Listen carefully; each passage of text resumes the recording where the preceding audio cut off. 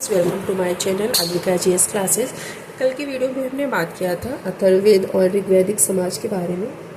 ठीक है, आज की वीडियो में हम बात करेंगे वेदों में नदियों के बारे में, जो इम्पोर्टेंट है।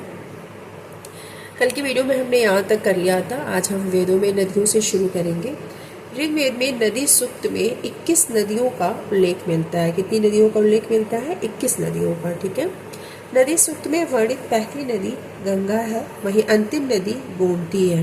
गोमती को गोमल बोलते थे। ठीक है, अंतिम नदी कौन सी है? गोमती। और पहली नदी कौन सी है? गंगा।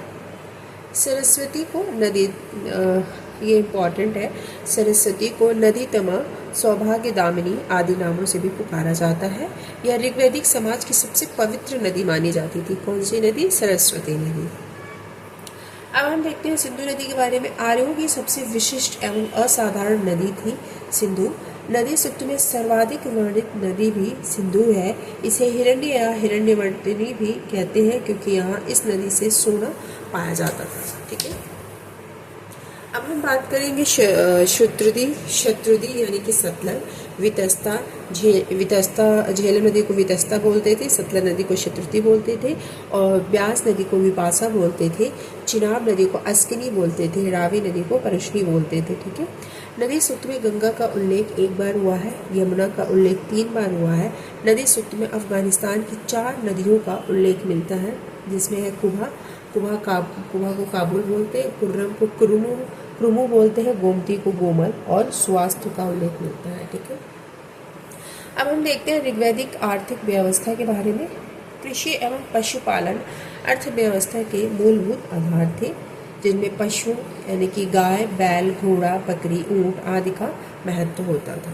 ठीक है, ये तो रहा हमारा ऋग्वैदिक समाज, जिसमें हमने पढ़ा वेदों के बारे में, और उसके बाद हमने पढ़ा ऋग्वैदिक समाज और धार्मिक और देवताओं के बारे में, नदियों के बारे में। ठीक है, अब हम थोड़ा सा रह गया है हमारा उत्तर वैदिक काल, जिसके बारे में हम पढ़ेंगे। उत्तर वैदिक काल से कभी कभी पूछ लेता है, तो इसलिए हम अब स्टार्ट करेंगे नया चैप्टर हमारा उत्तर वैदिक काल।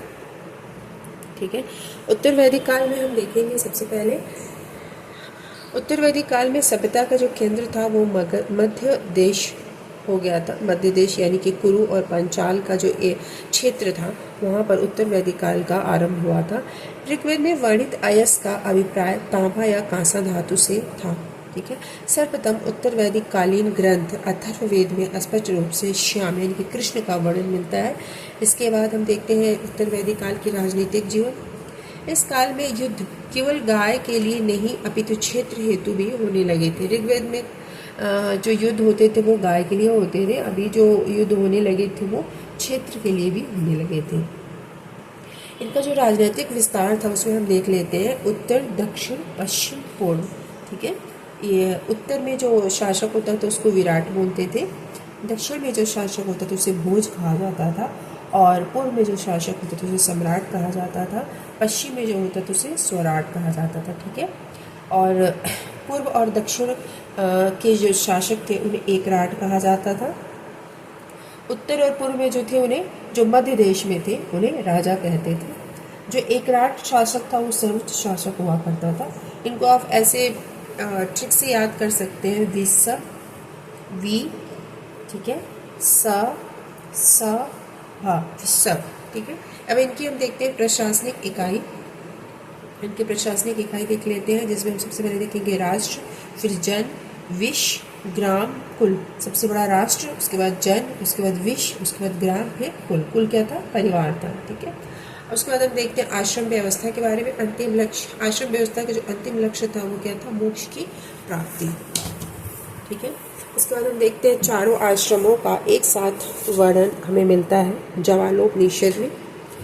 चारों आश्रम कौन कौन से थे? ब्रह्मचर्य आश्रम जो कि 25 वर्ष तक था, गृहस्थ आश्रम 25 से 50 वर्ष, वानप्रस्थ आश्रम 50 से 75 वर्ष, संन्यास आश्रम 75 से 100 वर्ष। ठीक है, उत्तर वैदिक काल में केवल 3 आश्रमों का ही वर्णन मिलता है, क्योंकि छांदोग्य उपनिषद में केवल 3 आश्रम ही वर्णित हैं, और जो चारों आश्रमों का वर्णन मिलता है वो हमें जवालोपनिषद में मिलता है। ठीक है, आज की वीडियो में हम ये छोटा सा वीडियो इसलिए बनाया था क्योंकि थोड़ा सा रह गया था वैदिक काल का, तो हमने सोचा इसको ख़त्म कर लेते हैं।